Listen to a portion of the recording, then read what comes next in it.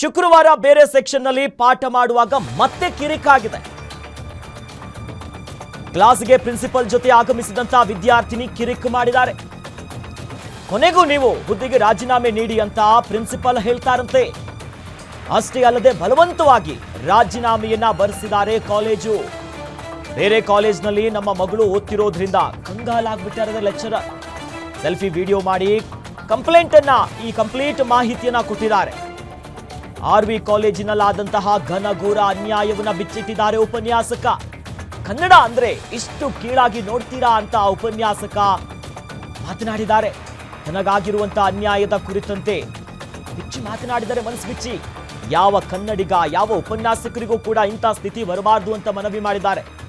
Lecturer Rupesh Puttur ಮಾಡಿರುವಂತಹ ನೋವಿನ video ಇದೀಗ ಭಾರಿ ವೈರಲ್ ಆಗ್ತಿದೆ. ಬಹಳಷ್ಟು ನೋವಿಂದ ಹೇಳಿದ್ದಾರೆ. ಪ್ರಿನ್ಸಿಪಲ್ ಜೊತೆ ಬಂದು ಮತ್ತೊಂದು ಸೆಕ್ಷನ್ ಅಲ್ಲಿ ಕ್ಲಾಸ್ ರೂಮ್ ಅಲ್ಲಿ ಪಾಠ ಮಾಡೋ ಸಂದರ್ಭದಲ್ಲಿ ಬರ್ತಾರೆ, ಅಲ್ಲೂ ಕೂಡ ಕಿರಿಕ್ ಮಾಡ್ತಾರೆ. ನನಗೆ ಬಲವಂತವಾಗಿ ರಾಜೀನಾಮೆಯನ್ನ ಬರೆಸ್ತಾರೆ ಕಾಲೇಜು. ಏನ್ ತಪ್ಪ್ರಿ ಇದು? ಬೇರೆ ಕಾಲೇಜಿನಲ್ಲಿ ಮಗಳು ಕೂಡ ಓದ್ತಿರೋದ್ರಿಂದ ಕಂಗಾಲಾಗ್ತಾರೆ ಲೆಕ್ಚರರ್. ಆ ಮೂಲಕವಾಗಿ ಅದಾದ್ಮೇಲೆ ಏನಾಯ್ತು ಘಟನೆ, ರಾಜೀನಾಮೆ ಆದ್ಮೇಲೆ ಆರ್ವಿ ಕಾಲೇಜಿನಲ್ಲಾಗಿರುವಂತ ಘನಘೋರದ ಬಗ್ಗೆ ವಿಡಿಯೋ ಮಾಡಿದ್ದಾರೆ. 6ನೇ ದಿನ ಅಂದರೆ ಶುಕ್ರವಾರ ನಾನು ಫಸ್ಟ್ ಇಯರ್ ಎಂ ಸೆಕ್ಷನ್ ಪಾಠ ಮಾಡ್ತಿದ್ದಾಗ ಈ ಪ್ರಾಂಶುಪಾಲರು ಇಬ್ಬರನ್ನು ಕರೆಸಿ ನನ್ನನ್ನು ರಾಜೀನಾಮೆ ಕೊಡುವಂತ ಬಲವಂತ ಮಾಡಿದರು. ಎಷ್ಟೊಂದು ಬಲವಂತ ಕೇಳಿದ್ರೆ ಆರ್ವಿ ಇನ್ನೊಂದು ಬ್ರಾಂಚಲ್ಲಿ ನನ್ನ ಮಗು PUC ಸೆಕೆಂಡ್ ಇಯರ್ ಆಗಿದ್ದರಿಂದ ನನ್ನ ಮಗುನ ಸರ್ಟಿಫಿಕೇಟ್ ಇದೆಲ್ಲ ಇವರು ಕೊಡಲ್ಲ ಅಂತೇಳಿ ಭಯಪಡಿಸಿದ ಕಾರಣ ಒಬ್ಬ ತಂದೆ ಆಗಿದ್ದರಿಂದ ನಾನು ಮೊದಲು ಸೈನ್ ಹಾಕಿ ಬಂದೆ. ಆದರೆ ಮನೆಯಲ್ಲಿ ಕೂತಾದ್ಮೇಲೆ ನನಗೆ ಯೋಚನೆ ಆಯಿತು, ಒಬ್ಬ ಕನ್ನಡಿಗನಾಗಿ ಕನ್ನಡದಲ್ಲಿ ಪಾಠ ಮಾಡಿದ್ದಕ್ಕೆ ನಾನು ಸಸ್ಪೆಂಡ್ ಆಗಿದ್ದೀನಿ ಅಥವಾ ನನ್ನನ್ನು ಕಿತ್ತಾಕ್ಬಿಟ್ಟಿದ್ದಾರೆ, ನನ್ನಿಂದ ರಾಜೀನಾಮೆ ಬರೆಸಿದ್ದಾರೆ. ಈ ಸಂದರ್ಭದಲ್ಲಿ ನಾನು ಕೇಳೋದು ಇಷ್ಟೇ, ಇಲ್ಲಿ ನಾನು ಸೋತ್ರೂ ಪರವಾಗಿಲ್ಲ, ನನ್ನ ಮಗಳಿಗೆ ಸರ್ಟಿಫಿಕೇಟ್ ಇವ್ರು ಕೊಡದಿದ್ರೂ ಪರವಾಗಿಲ್ಲ, ಆದರೆ ಕನ್ನಡದಿಂದಾಗಿ ನಾನು ಕನ್ನಡ ಭಾಷೆ ಮಾತಾಡಿದ್ರಿಂದ ಒಂದು ಕೆಲಸ ಹೋಯ್ತು ಅನ್ನೋ ನೋವು ನನಗೆ ನಿದ್ರೆ ಮಾಡೋಕ್ಕೂ ಬಿಡ್ತಾ ಇಲ್ಲ. ಆದ್ದರಿಂದ ಈ ಟೈಮಲ್ಲಿ ನಾನು ಈ ವಿಡಿಯೋ ಮಾಡಿ ಆಗ್ತಾ ಇದ್ದೀನಿ. ಯಾರಾದರೂ ಇದ್ದರೆ ಈ ಕಾಲೇಜ್ ಒಳಗಡೆ ನಾನು ಬಿಡಲ್ಲ. ಬಟ್ ಈ ರೀತಿ ಇನ್ನೊಬ್ಬ ಕನ್ನಡಿಗನಿಗೆ ಈ ರೀತಿ ಆಗಬಾರ್ದು. ಕನ್ನಡ ನಾಡಲ್ಲಿ ಕನ್ನಡ ಮಾತಾಡೋಕ್ಕೆ ಭಯಪಡುವಂತಹ ಒಂದು ಸ್ಥಿತಿ ಆಗೋಗಿದೆ ಇದು. ಇದಕ್ಕೆ ನನ್ನ ಹತ್ರ ವಿಡಿಯೋಗಳು ಅಥವಾ ಸಾಕ್ಷಿಗಳು ಈ ಕಾಲೇಜ್ನಲ್ಲಿರುವ CCTV ಕ್ಯಾಮರಾಗಳನ್ನು ನೀವು ಪರಿಶೋಧನೆ ಮಾಡಿದರೆ ನಿಮಗೆ ನಿಜ ಅರ್ಥ ಆಗುತ್ತೆ. ಆದರೆ 6ನೇ ದಿನ ಅಂದರೆ ಶುಕ್ರವಾರ ನಾನು ಫಸ್ಟ್ ಇಯರ್ ಎಂ ಸೆಕ್ಷನ್ ಪಾಠ ಮಾಡ್ತಿದ್ದಾಗ ಈ ಪ್ರಾಂಶುಪಾಲರು ಇಬ್ಬರನ್ನು ಕರೆಸಿ ನನ್ನನ್ನು ರಾಜೀನಾಮೆ ಕೊಡುವಂತ ಬಲವಂತ ಮಾಡಿದರು. ಎಷ್ಟೊಂದು ಬಲವಂತ ಕೇಳಿದ್ರೆ, ಸರ್ದೇರೆ ನಮಸ್ಕಾರ, ಇದು ಕಾಣ್ತಾ ಇರುವ ಕಾಲೇಜು ಆರ್ವಿ ಲರ್ನಿಂಗ್ ಹಬ್ ಅಂತ. ನಾನಿಲ್ಲಿ ಲೆಕ್ಚರರ್ ಆಗಿ ಕೆಲಸ ಮಾಡ್ತಿದ್ದೆ. ಕಾರಣ ಏನು, ಇದು ವಿಡಿಯೋ ಮಾಡೋಕ್ಕೆ ಮುಖ್ಯ ಕಾರಣ ಏನಂತ ಹೇಳಿದ್ರೆ, ಈ ಕಾಲೇಜಿನಲ್ಲಿ ನಾನು ಬಂದು ಪಾಠ ಮಾಡ್ತಾ ಇರುವಾಗ ಮೊನ್ನೆ ಗುರುವಾರ ದಿನ ಪಾಠ ಮಾಡುವಾಗ ಒಂದು ಮಗು ನನ್ನಲ್ಲಿ ಕನ್ನಡದಲ್ಲಿ ಪ್ರಶ್ನೆ ಕೇಳಿತು. ನಾನು ಗೊತ್ತಿಲ್ಲದೆ ಕನ್ನಡದಲ್ಲಿ ಆನ್ಸರ್ ಮಾಡ್ತಾ ಗೊತ್ತಿಲ್ಲದೆಲ್ಲ ಅಲ್ಲಿ ಬಂದೇ ಬರುತ್ತೆ ಕನ್ನಡ ಗೊತ್ತಿರೋದ್ರಿಂದ. ಪಾಠ ಮಾಡ್ತಾ ಇರುವಾಗ ಇನ್ನೊಂದು ಮಗು ಎದ್ದು ನಿಂತು ಕನ್ನಡದಲ್ಲಿ ಮಾತಾಡಬಾರ್ದು ಅಂತ ಹೇಳಿತು. ನನಗೆ ತುಂಬ ಕನ್ಫ್ಯೂಷನ್ ಆಯಿತು, ಏನಪ್ಪ ಇದು ಅಂತ. ನಾನು ಮಗುಗೆ ಹೇಳಿದೆ ಯಾಕೆ ಅಂತ. ನನಗೆ ಕನ್ನಡ ಬರಲ್ಲ, ಇಂಗ್ಲೀಷಲ್ಲೇ ಪಾಠ ಮಾಡಬೇಕು, ಇಂಗ್ಲೀಷಲ್ಲಿ ಆನ್ಸರ್ ಮಾಡಿದ್ದು, ಇಂಗ್ಲೀಷ್ ಮೀಡಿಯಮ್ ಆಗಿದ್ದರಿಂದ ಅಂತೇಳಿ ತುಂಬ ವಾಗ್ವಾದ ಮಾಡಿತು ಆ ಮಗು. ನಾನು ಬೇಜಾರಾಗಿ ಕೇಳಿದಲ್ಲಮ್ಮ, ನೀನು ನಿಮಗೆ ಕೇಳ್ತಾ ಇದೆಯಲ್ಲ ಕರ್ನಾಟಕದಲ್ಲಿ ಕಲಿತು, ನಿಮಗೆ ಕನ್ನಡ ಬರಲ್ಲ ಅಂತ ಹೇಳ್ತಾ ಇದೆಯಾ, ಅವಳು ಕೇಳಿದ ಪ್ರಶ್ನೆ ಕನ್ನಡದಲ್ಲಿರೋದು ಅದು ನಿಂಗೆ ಹೆಂಗೆ ಅರ್ಥ ಆಗುತ್ತೆ ಅಂತ ಕೇಳಿದೆ. ಅದಕ್ಕೆ ಆ ಮಗು ಹೇಳಿತ್ತು, ನನಗೆ ಗೊತ್ತಿಲ್ಲ, ಇಂಗ್ಲೀಷಲ್ಲೇ ಆನ್ಸರ್ ಮಾಡಿ ಅಂತ.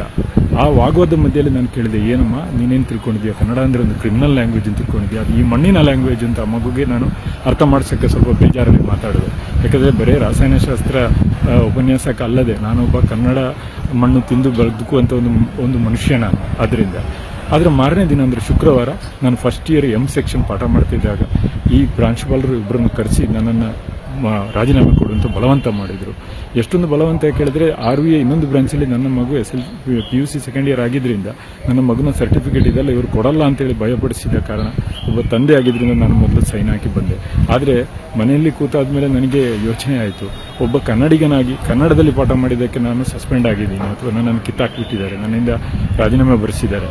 ಈ ಸಂದರ್ಭದಲ್ಲಿ ನಾನು ಕೇಳೋದು ಇಷ್ಟೇ, ಇಲ್ಲಿ ನಾನು ಸೋತ್ರೂ ಪರವಾಗಿಲ್ಲ, ನನ್ನ ಮಗಳಿಗೆ ಸರ್ಟಿಫಿಕೇಟ್ ಇವ್ರು ಕೊಡದಿದ್ರೂ ಪರವಾಗಿಲ್ಲ, ಆದರೆ ಕನ್ನಡದಿಂದಾಗಿ ನಾನು ಕನ್ನಡ ಭಾಷೆ ಮಾತಾಡಿದ್ರಿಂದ ಒಂದು ಕೆಲಸ ಹೋಯ್ತು ಅನ್ನೋ ನೋವು ನನಗೆ ನಿದ್ರೆ ಮಾಡೋಕ್ಕೂ ಬಿಡ್ತಾ ಇಲ್ಲ. ಆದ್ದರಿಂದ ಈ ಟೈಮಲ್ಲಿ ನಾನು ಈ ವಿಡಿಯೋ ಮಾಡಿ ಆಗ್ತಾ ಇದ್ದೀನಿ. ಯಾರಾದರೂ ಇದ್ದರೆ ಈ ಕಾಲೇಜ್ ಒಳಗಡೆ ನಾನು ಬಿಡಲ್ಲ. ಬಟ್ ಈ ರೀತಿ ಇನ್ನೊಬ್ಬ ಕನ್ನಡಿಗನಿಗೆ ಈ ರೀತಿ ಆಗಬಾರ್ದು. ಕನ್ನಡ ನಾಡಲ್ಲಿ ಕನ್ನಡ ಮಾತಾಡೋಕ್ಕೆ ಭಯಪಡುವಂತಹ ಒಂದು ಸ್ಥಿತಿ ಆಗೋಗಿದೆ ಇದು. ಇದಕ್ಕೆ ನನ್ನ ಹತ್ರ ವಿಡಿಯೋಗಳು ಅಥವಾ ಸಾಕ್ಷಿಗಳು ಈ ಕಾಲೇಜ್ನಲ್ಲಿರುವ CCTV ಕ್ಯಾಮರಾಗಳನ್ನು ನೀವು ಪರಿಶೋಧನೆ ಮಾಡಿದರೆ ನಿಮಗೆ ನಿಜ ಅರ್ಥ ಆಗುತ್ತೆ. ಇಂಥ ಜಾಸ್ತಿ ನನಗೇನು ಮಾತಾಡಲಿಕ್ಕಿಲ್ಲ. ಜೈ ಕರ್ನಾಟಕ. ಯಾವುದೇ ಕನ್ನಡಿಗನಿಗೂ ಕನ್ನಡ ನಾಡಿನಲ್ಲಿ ಕನ್ನಡ ಮಾತಾಡಿ ಕೆಲಸ ಹೋಗುವಂಥ ನನ್ನಂಥ ಗದಿಗಳು ಯಾರಿಗೂ ಬರದಿರಲಿ. ನಮಸ್ಕಾರ. ಸರ್ದೇರೆ ನಮಸ್ಕಾರ. ಸದ್ಯ ಕೇಳಿಸ್ಕೊಂಡ್ರಲ್ಲ ಏನಾಯ್ತು ಅನ್ನೋದಾಗಿ ಕಂಪ್ಲೀಟ್ ಆಗಿ ವಿವರಿಸ್ತಾ ಹೋದ್ರು ಅವರು. ಮೊದಲಿಗೆ ಕ್ಲಾಸ್ ರೂಮ್ನಲ್ಲಿ ಪಾಠ ಮಾಡುವಂಥ ಸಂದರ್ಭದಲ್ಲಿ ವಿದ್ಯಾರ್ಥಿ ಕನ್ನಡದಲ್ಲಿ ಪ್ರಶ್ನೆ ಮಾಡ್ತಾರೆ. ಆಗ ಕನ್ನಡದಲ್ಲೇ ಉತ್ತರವನ್ನು ಕೊಡೋದಕ್ಕೆ ಹೋಗ್ತಾರೆ. ಆಗ ಅದೇ ಕ್ಲಾಸ್ ರೂಮಲ್ಲಿ ಇದ್ದಂಥ ಇನ್ನೊಂದು ವಿದ್ಯಾರ್ಥಿ ಪ್ರಶ್ನೆ ಮಾಡ್ತಾರೆ. ನೋ ಸಾರ್, ಫುಲ್ಲು ಕನ್ನಡ ಅಲ್ಲ, ಬೇಡ ಇಂಗ್ಲೀಷಲ್ಲಿ ಮಾಡಿ ಅಂತ ಪಟ್ಟಿ ಹಿಡಿತಾರೆ. ಆಗ ಇವರಿಷ್ಟು ಮನವೊಲಿಸುವಂಥ ಕೆಲಸ ಮಾಡ್ತಾರೆ. ಕನ್ನಡ ಅಂದರೆ ಅಷ್ಟೊಂದು ಅಸಡ್ಡೆನಾ? ಅಲ್ಲ, ಅದೊಂದು ಕ್ರಿಮಿನಲ್ ಲ್ಯಾಂಗ್ವೇಜ್ ಅಲ್ಲ ಅನ್ನೋದಾಗಿ ಮನವೊಲಿಸ್ತಾರೆ. ಅದಾದ ಮೇಲೆ ಮರುದಿನ ಶುಕ್ರವಾರ ದಿನ ಮತ್ತೆ ಬೇರೊಂದು ಕ್ಲಾಸಲ್ಲಿ ಪಾಠ ಮಾಡ್ತಿರ್ತಾರೆ ಉಪನ್ಯಾಸಕರು. ಆಗ ಕಿರಿಕ್ ಮಾಡ್ತಾರೆ ಪ್ರಿನ್ಸಿಪಾಲ್ ಜೊತೆ ಬಂದಂಥ ವಿದ್ಯಾರ್ಥಿನಿ. ಆಗ ಅವ್ರನ್ನ ಕ್ಲಾಸ್ ರೂಮಲ್ಲಿ ಪಾಠ ಮಾಡೋದು ನಿಲ್ಲಿಸ್ತಾರೆ. ಅದಾದಮೇಲೆ ಬಲವಂತವಾಗಿ ಉಪನ್ಯಾಸಕರೇ ಹೇಳ್ದಂತೆ, ರೂಪೇಶ್ ಅವರು ಹೇಳ್ದಂತೆಯೇ ಬಲವಂತವಾಗಿ ಅವ್ರನ್ನ ರಾಜೀನಾಮೆ ಕೊಡೋದಕ್ಕೆ ಹೇಳ್ತಾರೆ. ಅವ್ರು ಸರಿಯಾಗಿ ಪಾಠ ಮಾಡಲ್ಲ ಅಥವಾ ಮತ್ತೊಂದು ಕಾರಣ ಅಲ್ಲ. ವೆರಿ ಸಿಂಪಲ್, ಅಲ್ಲಿರೋದು ಒಂದೇ ಒಂದು ಕಾರಣ. ಕನ್ನಡದಲ್ಲಿ ಪಾಠ ಮಾಡ್ತಾರೆ, ಕನ್ನಡದಲ್ಲಿ ಅವ್ರು ಉತ್ತರ ಕೊಟ್ಟರು, ಕನ್ನಡ ಮಾತಾಡಿದ್ರು.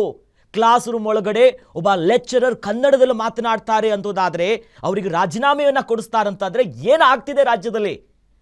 ಎಲ್ಲಾದರೂ ಇರು, ಎಂತಾದರೂ ಇರು, ಎಂದೆಂದಿಗೂ ನೀ ಕನ್ನಡವಾಗಿರು ಅಂತಾರೆ ದೊಡ್ಡವರು. ಆದರೆ ರಾಜ್ಯ ರಾಜಧಾನಿ ಬೆಂಗಳೂರಿನಲ್ಲಿ ಕ್ಲಾಸ್ ರೂಮಲ್ಲಿ RV ಲರ್ನಿಂಗ್ ಹಬ್ ಎನ್ನುವಂಥ ಕಾಲೇಜ್ನಲ್ಲಿ ಉಪನ್ಯಾಸಕರು ಕನ್ನಡದಲ್ಲಿ ಮಾತನಾಡೋದಕ್ಕೆ ಕೆಲಸದಿಂದ ತೆಗೆದು ಹಾಕ್ತಾರೆ.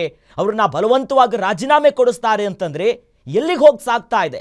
ಕೆಲಸ ಹೋಗ್ತಿದೆಯಲ್ಲ. ಒಂದು ಕಡೆ ಬೆಂಗಳೂರಿನಲ್ಲಿ ಹೋಟೆಲ್ನಲ್ಲೊಂದು ಬೋರ್ಡ್ ಹಾಕ್ತಾರೆ ಕನ್ನಡಿಗರಿಗೆ ಬೈದು. ಮತ್ತೊಂದು ಕಡೆ ಖ್ಯಾತ ನಟ, ಸೋ ಕಾಲ್ಡ್ ನಟ, ಕನ್ನಡ ಹುಟ್ಟಿದ್ದೇ ತಮಿಳಿನಿಂದ ಅಂತ ನಾಲಿಗೆ ಹರಿಬಿಡ್ತಾರೆ. ಇನ್ನೊಂದು ಕಡೆ ಬ್ಯಾಂಕಲ್ಲಂತೂ ಕೇಳೋದೇ ಬೇಡ, ಒಂದಾದ್ಮೇಲೆ ಒಂದು ಪ್ರಕರಣ ರಾಜ್ಯ ರಾಜಧಾನಿಯಲ್ಲಿ ಬರ್ತಾನೇ ಇದೆ. ಹಾಗಾದ್ರೆ ಎಲ್ಲಿಗೆ ಹೋಗಿ ಸಾಗ್ತಾ ಇದೆ? ಕನ್ನಡ ಮಾತನಾಡೋದೇ ತಪ್ಪಾ? ಹೆಸರಾಯ್ತು ಕರ್ನಾಟಕ, ಉಸಿರಾಗಲಿ ಕನ್ನಡ ಅಂತ ದೊಡ್ಡವರು ಹೇಳಿದ್ರೆ ಇಲ್ಲಿ ಬಾಯಿ ಬಿಟ್ಟು ಕನ್ನಡ ಮಾತನಾಡಿದರೆ ಶಿಕ್ಷೆ ಬರ್ತಿದೆ. ಹೀಗಾಗಿನೇ ನೊಂದಂಥ ಉಪನ್ಯಾಸಕ ವಿಡಿಯೋ ಮಾಡಿದ್ದಾರೆ. ನನಗೆ ಈ ರೀತಿ ಸಮಸ್ಯೆ ಆಗಿದೆ, ಕ್ಲಾಸ್ ರೂಮಲ್ಲಿ ಕನ್ನಡ ಮಾತನಾಡೋದಕ್ಕೆ ಕೆಲಸ ಹೋಗಿದೆ, ಇಂಥ ಅನ್ಯಾಯ ಯಾರಿಗೂ ಆಗಬಾರ್ದು, ನಿದ್ದೆ ಬರ್ತಾ ಇಲ್ಲ, ಒಂದೇ ಒಂದು ಬೇಜಾರು, ಕನ್ನಡ ಮಾತನಾಡಿರೋದಕ್ಕೆ ಕೆಲಸ ಹೋಯ್ತಲ್ಲ ಅಂತ ತಮ್ಮ ಅಳಲನ್ನು ತೋಡ್ಕೊಂಡಿದ್ದಾರೆ. ಅಲ್ಲ, ಇದಕ್ಕೆ ಏನು ಹೇಳಬೇಕು? ಕನ್ನಡಿಗರು ನೋಡಲೇಬೇಕಾದಂಥ ವಿಚಾರ ಇದು. ನಾಳೆ ದಿವಸ ಏನು ಬೇಕಾದರೂ ಆಗ್ಬೋದು. ಬಾಯಿ ತುಂಬ ನಮ್ಮ ಮಾತೃಭಾಷೆಯನ್ನ ನಮ್ಮ ರಾಜ್ಯದಲ್ಲೇ ನಮ್ಮ ಮಾತನಾಡೋದಕ್ಕೆ ಸ್ವತಂತ್ರ ಇಲ್ಲದಂತೆ ಕೆಲಸ ಹೋಗುತ್ತೆ, ರಾಜೀನಾಮೆಯನ್ನು ಕೊಡಿಸ್ತಾರೆ ಬಲವಂತವಾಗಿ ಅಂತಂದರೆ ನಾಳೆ ದಿವಸ ಹೆಂಗೆ? ಬೇರೆ ಬೇರೆ ಭಾಷೆನೇ ಮಾತಾಡ್ತಾ ಹೋಗಬೇಕಾ? ಕರ್ನಾಟಕದಲ್ಲಿ ಕನ್ನಡವೇ ಸಾರ್ವಭೌಮ, ಅದರಲ್ಲಿ ಎರಡು ಮಾತೇ ಇಲ್ಲ. ಬೇರೆ ಬೇರೆ ಉದ್ಯೋಗಕ್ಕೆ ಬೇರೆ ಭಾಷೆ ಮಾತಾಡೋದ್ರಲ್ಲಿ ತಪ್ಪಿಲ್ಲ. ಬಟ್ ಒಂದು ವಿದ್ಯಾರ್ಥಿನಿ ಕನ್ನಡದಲ್ಲಿ ಪ್ರಶ್ನೆ ಮಾಡಿದಾಗ ಅದನ್ನು ಕನ್ನಡದಲ್ಲೇ ಆ ವಿದ್ಯಾರ್ಥಿನಿಗೆ ಅರ್ಥ ಮಾಡಿಸುವಂಥ ಕೆಲಸ ಉಪನ್ಯಾಸಕರಿಗಿರುತ್ತೆ. ನಾವು ಇಂಗ್ಲೀಷ್ ಮೀಡಿಯಮಲ್ಲಿದ್ದೀವೋ, ಹಿಂದಿ ಮೀಡಿಯಮಲ್ಲಿದ್ದೀವೋ, ಯಾವ ಮೀಡಿಯಮಲ್ಲಿ ಯಾವ ಮಾಧ್ಯಮದಲ್ಲಿದ್ದರೇನೋ ಪ್ರಶ್ನೆ ಕೇಳಿದಂಥ ಭಾಷೆಯಲ್ಲಿ ಆ ಮಕ್ಕಳಿಗೆ ಉತ್ತರ ಕೊಡುವಂಥದ್ದು ಉಪನ್ಯಾಸಕರ ಕರ್ತವ್ಯ ಆಗಿರುತ್ತೆ. ಅದೇ ಕೆಲಸನ ಮಾಡಿರ್ತಾರೆ. ಬಟ್ ಒಂದು ಚೂರು ಸಹನೆ ಅನ್ನೋದೇ ಇಲ್ಲ. ಇಷ್ಟೊಂದು ಅಸಡ್ಡೆ. ಕನ್ನಡ ಅಂತಂದರೆ ಏನು ಇಷ್ಟು ಕೆಳಮಟ್ಟದಲ್ಲಿ ನೋಡುವಂಥ ಮನಸ್ಥಿತಿ ಐತಿ ಅಂತಂದರೆ ಏನು ಮಾಡಬೇಕು? ಬಟ್ ಇಷ್ಟೆಲ್ಲ ಗೊತ್ತಿದ್ದು ರಾಜ್ಯ ರಾಜಧಾನಿಯಲ್ಲೇ ಬೆಂಗಳೂರಿನಲ್ಲೇ RV ಲರ್ನಿಂಗ್ ಹಬ್ ಎನ್ನುವಂಥ ಸಂಸ್ಥೆ, ಒಂದು ಕಾಲೇಜನ್ನು ಇಟ್ಕೊಂಡಿರುವಂಥ ಅವರೇನು ಮಾಡ್ತಿದ್ದಾರೆ? ಅಷ್ಟು ಒಂಚೂರು ತಲೆಯಲ್ಲಿ ಏನೂ ಇಲ್ವಾ ಆಡಳಿತ ಮಂಡಳಿಗೆ? RV ಲರ್ನಿಂಗ್ ಹಬ್ ಬೆಂಗಳೂರಿನಲ್ಲಿರುವಂಥದ್ದು ಕಾಲೇಜು. ಕನ್ನಡ ಮಾತನಾಡಿರೋದಕ್ಕೆ ಒಂದೇ ಒಂದು ವಿಚಾರವನ್ನು ಮುಂದಿಟ್ಕೊಂಡು ಕೆಲಸದಿಂದ ತೆಗಿತಾರಂತಂದ್ರೆ ಆಡಳಿತ ಮಂಡಳಿಯವರು ಕರ್ನಾಟಕದವರ ಅಥವಾ ಬೇರೆ ದೇಶದಿಂದ ಹಾರ್ಕೊಂಡಿಲ್ಲಿ ಬಂದಿದ್ದಾರಾ? ಗೊತ್ತಿಲ್ವಾ ಇಲ್ಲಿನ ಭಾಷೆ, ಇಲ್ಲಿನ ನಡೆ ನುಡಿ ಸಂಸ್ಕೃತಿ? ಇದೇ ನೆಲದಲ್ಲಿ ಸಂಸ್ಥೆಯನ್ನ ಕಟ್ಟಿಕೊಂಡು ಶಿಕ್ಷಣ ಸಂಸ್ಥೆ ಇದೆ. ಬಟ್ ಆಡಳಿತ ಮಂಡಳಿ ಎಲ್ಲವನ್ನ ಮರೆತು ಬಿಡ್ತಾ? ಒಂಚೂರು ವಿವೇಚನೆ ಇಲ್ವಾ? ಕನ್ನಡ ಬರಲ್ವಾ? ಇದೇ ವಿಚಾರನೇ ತಪ್ಪಾಗ್ಬಿಡ್ತಾ? ಮನವೊಲಿಸೋದೇ ತಪ್ಪಾಗ್ಬಿಡ್ತಾ? ಕೆಲಸ ತೆಗೆಯುವ ಮಟ್ಟಿಗೆ ಹೋಗ್ತಾರಂತಂದ್ರೆ ಎಲ್ಲ ಸಾಕ್ತಿದೆ ನಮ್ಮ ರಾಜ್ಯ.